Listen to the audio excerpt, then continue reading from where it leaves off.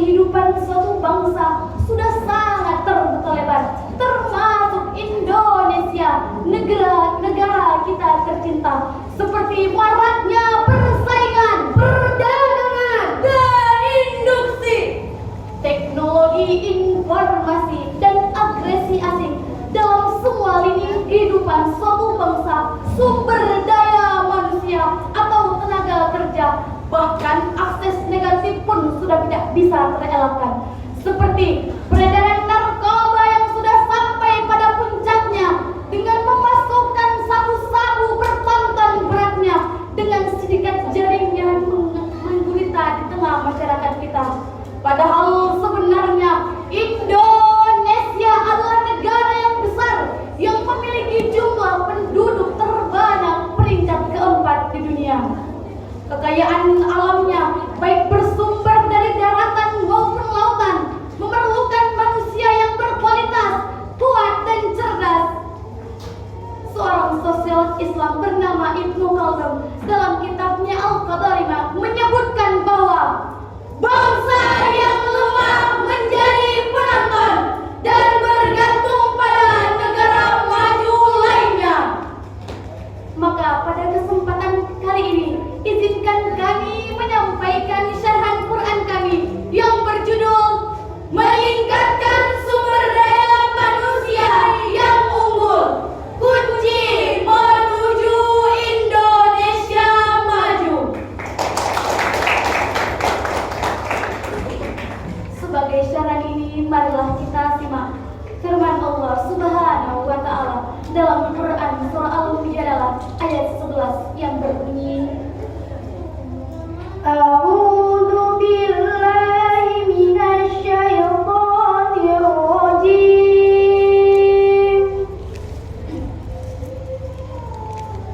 Bismillahirrahmanirrahim.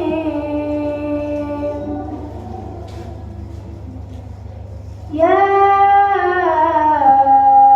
ayyuhalladzina amanu idza qila lakum tafassahu fil majalis. Aku berlindung kepada Allah dari godaan syaitan yang terkutuk dengan menyebut asma Allah yang Maha Pengasih lagi Maha Penyayang. Wahai orang-orang yang beriman, jika dikatakan kepadamu, berilah kelapangan di dalam majlis-majlis, maka lapangkanlah. Niscaya Allah akan memberimu kelapangan. Dan apabila dikatakan berdirilah kamu, maka berdirilah. Niscaya Allah akan mengangkat derajat orang-orang yang beriman dan orang-orang yang berilmu beberapa derajat. Dan Allah Maha teliti atas apa yang kamu kerjakan. Hadirin wal hadirat rahimakumullah. Ayat tersebut menjelaskan secara geologis aksi dengan bersenjatakan pena, membolak-balikan hati dan memanipulasi data sehingga dengan sekejap mata mereka mampu merobohkan negara dengan miliaran rupiah atau disebut dengan korupsi. Demikianlah hadirin ilmu yang tidak didasari oleh keimanan. Lantas apa yang harus kita lakukan setelah memiliki ilmu pengetahuan? Sebagai jawabannya, marilah kita renungi firman Allah Subhanahu wa Ta'ala dalam Quran surah At-Taubah ayat 105 yang berbunyi, Wa qul i'malu fasayarallahu amalakum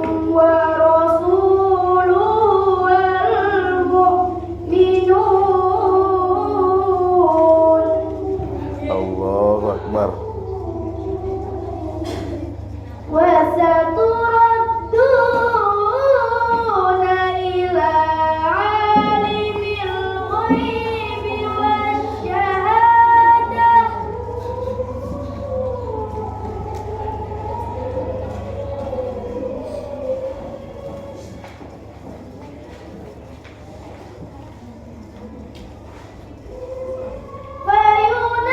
فينبئكم بما تعملون خبير.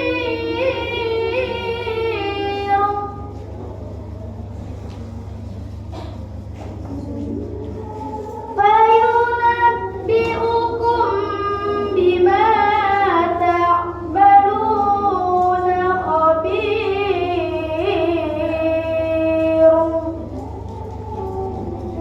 Katakanlah, bekerjalah kamu, maka Allah akan melihat pekerjaanmu.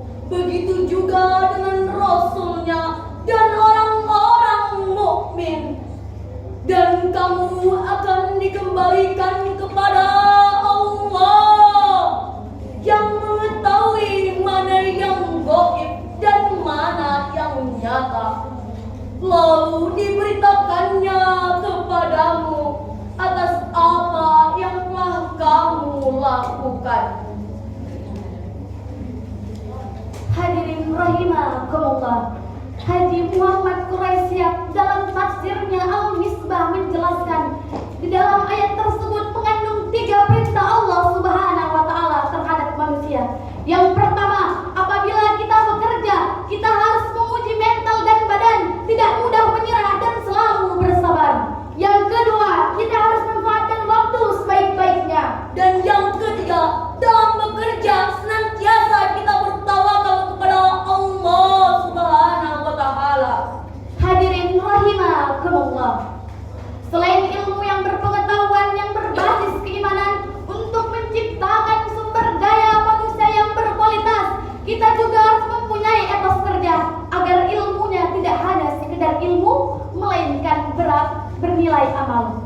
Dan apabila ini dikerjakan oleh orang-orang yang beriman, maka Allah akan memberikan kepada mereka pahala yang berlipat ganda, sebagaimana firman Allah Subhanahu wa taala dalam Quran surah Al-Maidah yang berbunyi, wa'adallahu alladhina amanu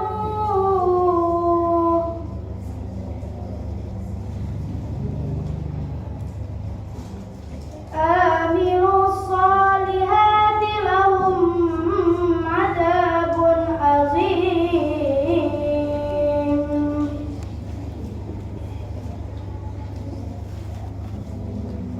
Sadaqallahul azim. Allah telah menjanjikan kepada orang-orang yang beriman dan beramal soleh bahwa bagi mereka ampunan dan pahala yang besar. Hadirin wal hadirat rahimakumullah, dari ayat tersebut kita dapat menyimpulkan bahwa Allah Subhanahu wa taala menciptakan sumber daya manusia yang berkualitas tidaklah bertimbang-timbang. Maka dibutuhkanlah orang-orang yang berilmu, pengetahuan dan berwawasan, dan diseimbangi dengan etos kerja. Sebab dengan etos kerja yang tinggi dan sumber daya manusia yang berkualitas, kita mampu membangun negara menuju Indonesia maju. Taman-taman kan bergelora menyinari dunia. Bangkitlah wahai santri-santri Indonesia, bersama tangan pemuda kita bisa. Pemuda-pemudi Islam bangkitlah, kita berjuang negara. Jangan sampai kita tergoda untuk Indonesia Raya. Sebelum kami akhiri sarhan kami pada kesempatan kali ini,